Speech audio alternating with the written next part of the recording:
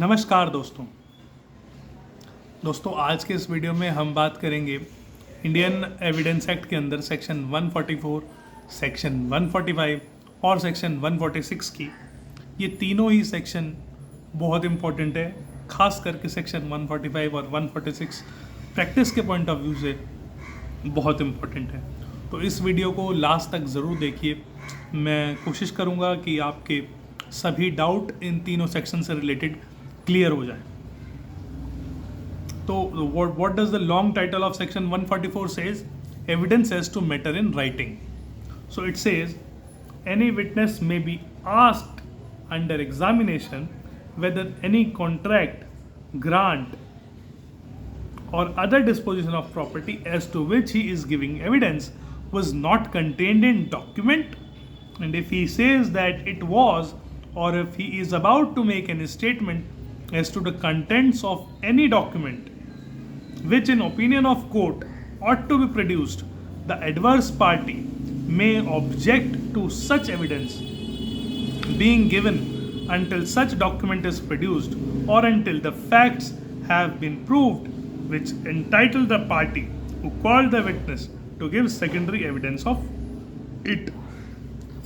अब मैं उम्मीद करता हूँ कि आपकी कुछ समझ नहीं आया होगा। तो लेट अस सिंप्लीफाई दिस।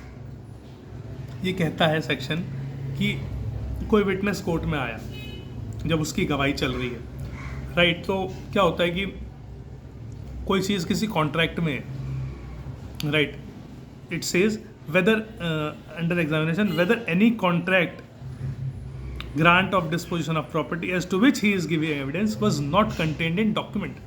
यानी आप कहते हैं कि क्या इस चीज़ का डॉक्यूमेंट नहीं था, और अगर वो विटनेस बोल देता है कि हाँ डॉक्यूमेंट था, और कोर्ट की ओपिनियन में, in the opinion of court, it ought to have been produced, court की ओपिनियन में वो डॉक्यूमेंट कोर्ट में प्रोड्यूस करा जाना चाहिए, नेसेसरी है, कोर्ट को लगता है कि ज़रूरी डॉक्यूमेंट है, तो एडवर्स पार्टी उसकी उस डॉक्यूमेंट के कंटेंट से रिलेटेड जो वो गवाही दे रहा है, एडवर्स पार्टी उस पर ऑब्जेक्शन ले सकती है, right?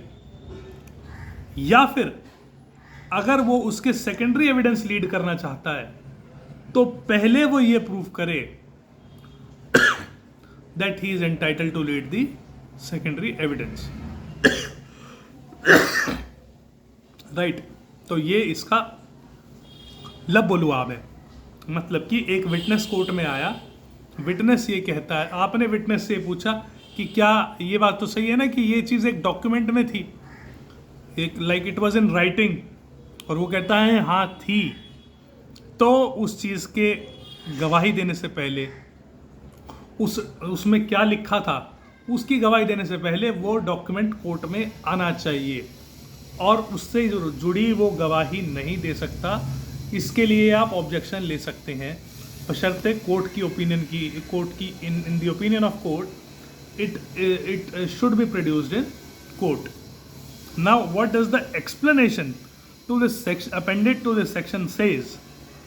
A witness may give oral evidence of statement made by other person about the content of document if such its statement are themselves relevant fact। यानी कि आप अपने से जुड़ी नहीं दे सकते आप किसी कंटेंट ऑफ डॉक्यूमेंट से रिलेटेड इंफॉर्मेशन, लेकिन किसी दूसरे व्यक्ति ने जो स्टेटमेंट दी है उसके लिए आप दे सकते हैं। A witness may give oral evidence of statement made by other person about the content of document। यानी दूसरे व्यक्ति ने अगर दी है तो आप दे सकते हैं। इसके साथ जो सेक्शन दिया गया है दोस्तों, ये एक्सप्लेनेशन को समझाता है। सेक्शन क्या कहता है, जो इलस्ट्रेशन है वो क्या कहती है? The question is whether A assaulted B, क्या ए ने बी के साथ मार पिटाई की? ये क्वेश्चन है, राइट? सी डिपोजेस इन कोर्ट, यानी सी कोर्ट में गवाही देता है, ही हर्ड ए टू से डी, यानी ए ने डी को ये कहते हुए सुना था, B wrote a letter accusing me of theft, यानी कि बी ने एक लेटर लिखा जिसमें उसने ए के ऊपर आरोप लगाया थेफ्ट का, and I will be revenged on him, यानी कि मैं उससे बदला लूंगा। ये उसने डी को कहते सुना था, ए को। This statement is relevant showing as motive for assault. Section 8 of evidence act में मोटिव रेलिवेंट है ना। So this statement is relevant as showing as motive for assault and any evidence may be given of it though no other evidence is given about the letter. उस letter क्या नहीं आया जिस letter में B ने कहा कि ए ने चोरी की है, वो लेटर प्रोड्यूस नहीं हुआ। लेकिन फिर भी ये मैंने कहा जैसे एक्सप्लेनेशन से रिलेटेड है ये, कि उसने किसी दूसरे व्यक्ति को सुना था, that was not related to him. So had it had been related to him and had the document related to these two, then he could not have proved it without producing the document. But since it is related to third person, for C, A and B are third person, so since it is related to third person, he can prove these oral statement, right? It can prove by the oral statement. So what is the gist of the section? इस section का क्या लब्बो-लुआब है? इस section का लब्बो-लुआब ये है दोस्तों कि अगर कोई चीज़ किसी डॉक्यूमेंट में इन राइटिंग है तो उस डॉक्यूमेंट को प्रोड्यूस किए बिना आप उसकी गवाही नहीं दे सकते उस डॉक्यूमेंट में क्या लिखा था। But if it is in opinion of court ought to be produced in court. Court की नज़र में उसका कोर्ट में प्रोड्यूस किया जाना ज़रूरी हो तो आप ऑब्जेक्शन ले सकते हैं अगर वो ऐसा करता है तो। और ये इलस्ट्रेशन से हमने एक्सप्लेनेशन समझ ही ली। तो दोस्तों अब हम बात करते हैं सेक्शन 145 की। सेक्शन 145 क्या कहता है एविडेंस एक्ट का? ये सेक्शन बहुत इंपॉर्टेंट है किसी भी लॉयर के अंडरस्टैंडिंग के लिए कि what actually is the asset of a lawyer in a trial. A witness may be cross-examined as to any previous statement made by him in writing or reduced to writing and relevant to matter in question without such writing being shown to him or being proved. But if he is intended to contradict him by writing, his attention must, before the writing can be proved, be called to those parts of it which are to be used for purpose of contradicting him. जैसे कि अब ये बताता है section कि witness को जब आप कॉन्ट्राडिक्ट करना चाहते हैं तो आप कैसे कॉन्ट्राडिक्ट करेंगे। तो कोई भी विटनेस जो है वो कोर्ट में आता है जब, तो वो कुछ ना कुछ बताता है कोर्ट में, और कुछ उसने प्रीवियस स्टेटमेंट भी दी होती हैं which are in writing right in both civil and criminal law. तो हम क्रिमिनल के पॉइंट ऑफ व्यू से समझते हैं कि जैसे किसी ने कोई 161 की स्टेटमेंट दी है CRPC के अंदर पुलिस को और वो कोर्ट में आता है, and now you can see that he is improving, he is giving वो अपने केस को इम्प्रूव करने के लिए और डिटेल दे रहा है, ज़्यादा डिटेल बता रहा है ना, जो उसने अपने प्रीवियस स्टेटमेंट में नहीं दी।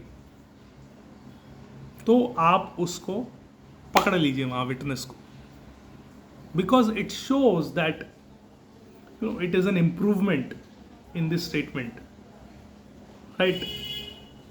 जैसे कि एक केस में क्या हुआ कि एक केस में ऐसा हुआ कि एक लड़की ने एक लड़के पे आरोप लगाया कि that this man has forced me to do prostitution and मतलब ये मैं बता रहा हूँ कि जब उसने चीफ में, कि मेरे केस में हुआ था, चीफ में उसने क्या कहा, वैसे उसने अपनी 161 के लब्बो लुआब में ये कहा कि इसने मेरे से प्रोस्टिट्यूशन कराया मेरे साथ ये 50-100 लोग आके दिन में रिलेशन बनाते थे, फलाना ढिमकाना, ये सब उसने बोला। लेकिन जब वो कोर्ट में आई तो क्या होता है कि विटनेस की आदत होती है ज़्यादा बताने की, ये राइट, और वो ये सब चीज़ें बताने की इम्प्रूव करते हैं लोग अपने स्टेटमेंट को। उन्हें लगता है कि दैट वी कैन गेट हम कोर्ट की सिंपैथी ले लेंगे और कुछ इस तरह से। फिर उसके बाद क्या होता है कि वो कोर्ट में बताती है कि वो प्रेग्नेंट थी उस टाइम पे जब उसके साथ लोग रिलेशन बनाते थे, राइट, फलाना ढिमकाना, वो ऐसे बताती है बहुत सारी प्रेगनेंसी से रिलेटेड और ये सब बातें। फिर अब वो अपनी प्रेगनेंसी से जो रिलेटेड डिटेल बताती है वो बताती है गलत कोर्ट में, और उसने अपनी प्रीवियस स्टेटमेंट में कहीं भी ये नहीं बताया कि वो जब उसके साथ ये सब हो रहा था, जब उसके साथ ये प्रोस्टिट्यूशन जो भी वो एलिगेशन लगा रही है उसके साथ जो हो रहा था वो उस टाइम पे नहीं बताया उसने प्रीवियस स्टेटमेंट में, प्रोस्टिट्यूशन के टाइम पे, कि वो प्रेग्नेंट थी प्रीवियस स्टेटमेंट में, राइट। और अब वो कहने लगी मैं प्रेग्नेंट थी, मेरे को डिलीवरी हुई थी, फलाना ढिमकाना बताने लगी। तो उसको हमने कॉन्ट्राडिक्ट करना था। तो हमने उससे पूछा कि ये बात तो सही है ना कि लाइक ये बात आपने पुलिस को पहले नहीं बताई थी कि आप प्रेग्नेंट थे, फलाना थे, ढिमकाना थे। उसने कहा कि मैंने बताई थी। सो फिर हमने उसको उसकी प्रीवियस स्टेटमेंट दिखाई where it was not so recorded. So this comes from section 145। हमने उसकी प्रीवियस स्टेटमेंट से जो राइटिंग उसने दी है उसको कॉन्ट्राडिक्ट करा है। सो हमने 1 सेक्शन 45 का यूज करा है। इससे क्या हुआ, इससे वो लड़की झूठी साबित हुई क्योंकि उसने ऐसा कुछ प्रीवियस स्टेटमेंट में नहीं बताया था और वो क्लियरली इंप्रूवमेंट कर रही थी अपनी स्टेटमेंट में, right. A witness may be cross examined as to previous statement made by him in writing or reduced into writing and relevant to matters in question without such writing being shown to him or proved. But if it is intended to contradict him in writing, his attention must, before the writing can be proved, be called to those part of it which are used for purpose of contradicting him. अब हम उसकी इस statement से उसे contradict करना चाहते हैं previous statement से, इसीलिए हमने उसको वो राइटिंग दिखाई और हमने उसे कहा कि अपना बयान पढ़ो और बताओ कि आपने ये कहाँ बताया है पुलिस को पहले कि आप प्रेग्नेंट थे या आपकी डिलीवरी हुई थी, राइट। तो फिर वो उसका झूठ पकड़ा गया उस लड़की का, राइट। तो ये हुआ section 145। Now section 146।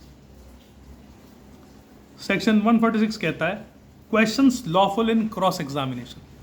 Cross examination में क्या क्वेश्चंस लॉफुल होते हैं या क्रॉस एग्जामिनेशन में आप क्या पूछ सकते हैं। तो दोस्तों सेक्शन कहता है when a witness is cross examined he may in addition to questions hereinbefore referred to, यानी हमने पीछे के सेक्शंस में जो देखा है, जो अभी तक 145 तक हमने देखा है, उसके अलावा आप क्रॉस एग्जामिनेशन में क्या पूछ सकते हैं। To test his veracity, to discover who he is and what is his position in life, to shake his credit by injuring his character, although the answer to such question might tend to directly or indirectly criminate him or might expose or tend directly or indirectly to expose him to penalty or forfeiture. तो to test his veracity, जिससे कि हम ये सब चीज़ें prove कर सकें कि कि ये एक क्रेडिबल विटनेस नहीं है, यानी कि ये किसी तरह से इस केस में इंटरेस्टेड है या इसकी कोई जो एक्यूज्ड है उससे इसकी किसी तरह की दुश्मनी है, ये झूठी गवाही दे रहा है, हम बेसिकली हम ये साबित कर दें तो उससे हमारे को ये फ़ायदा हो सकता है। तो in addition to what we have discussed before this section, we can ask about two questions that that test is veracity, right. दूसरा हम उससे पूछ सकते हैं कि to discover who he is and what is his position in life, वो व्यक्ति कौन है और उसका क्या करता है ज़िंदगी में। मानो वो किसी गैंग का ही मेंबर है ना, और नॉन क्रिमिनल है और उसकी गैंग के बीच में दुश्मनी चल रही है, तो ये सब चीज़ें हमें निकलवानी पड़ेंगी विटनेस से क्रॉस एग्जामिनेशन में। So this is what you can also ask to discover who he is and what is his position in life. Now third is to shake his credit, यानी हम ये कोर्ट में proof करना चाहें जिससे कि ये जो गवाह है ये क्रेडिबल नहीं है और ये किसी तरह से जैसे ट्यूटर्ड किया गया है, इसे पढ़ा के भेजा गया है, राइट, ऐसा विटनेस है ये, तो वो भी हम कोर्ट में प्रूफ कर सकते हैं। मानिए कि कहीं किसी की दो व्यक्तियों की लड़ाई हुई और जो है उस वक़्त पे किसी ने देखा नहीं, तो पुलिस क्या करती है, पुलिस माँ के साथ मिलती है और माँ को आई विटनेस बनाती है और माँ की आई विटनेस के बेस पे उसको they want to get the accused punished, but accused told to his counsel that mother was not present when we were having a fight. Now it is the duty of his lawyer to prove that mother was not there. That will shake the credit. अब जैसे कि आपने उससे witness से उसकी mother से उससे कुछ ऐसे सवाल पूछे जिससे कि वो मदर की जो डिस्क्रिप्शन दे क्राइम सीन की या कुछ उनकी फाइट से रिलेटेड या कुछ और बातें कि depending on the facts of the case आप उससे पूछें और वो उनके गलत जवाब दे दे, तो ये हो जाएगा कि ये आदमी जो है भाई झूठ बोल रहा है और ये सिर्फ just because she is mother of the deceased she is trying to falsely implicate the accused. तो हमें उसकी विश्वसनीयता पे सवाल उठाना है basically, right, by injuring his character, right. Injuring his character से मतलब है कि या तो आप उसी के ऊपर ये प्रूफ कर दें कि like you have done the crime, although the answer to such question might tend to directly or indirectly to criminate him, right. यानी कि कोई सवाल ऐसा जिससे कि आप विटनेस की को मतलब जिससे कि वो विटनेस के ऊपर ही मतलब हम ऐसा सवाल उससे पूछें जिससे कि वो ही आरोपी लगने लगे कोर्ट को, वो सवाल भी आप पूछ सकते हैं उससे, या फिर उसके ऊपर कोई पेनल्टी या जुर्माना लग जाए। जैसे कि आप किसी को जैसे कोई डॉक्टर है कोर्ट में आया गवाही देने और आप उससे ये प्रूव कर दें कि दिस मैन इज़ डेलिबरेटली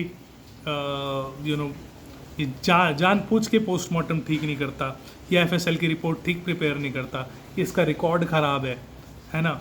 अगर मैं डॉक्टर के बारे में ये प्रूव कर देता हूँ कि इसने पिछले 5-6 केसेस में इसने गलत रिपोर्ट बना के दी है, इसके ऊपर डिपार्टमेंटल इंक्वायरी चल रही है, if I can prove all this then जो एफएसएल की रिपोर्ट इसने बनाई है इस केस में, इस पे भी एक सीरियस डाउट्स हो जाएंगे, right. So this is what I want to say, provided that in prosecution of rape और attempt to commit rape it shall not be permissible to put questions in cross examination of prosecutors as to her general immoral character।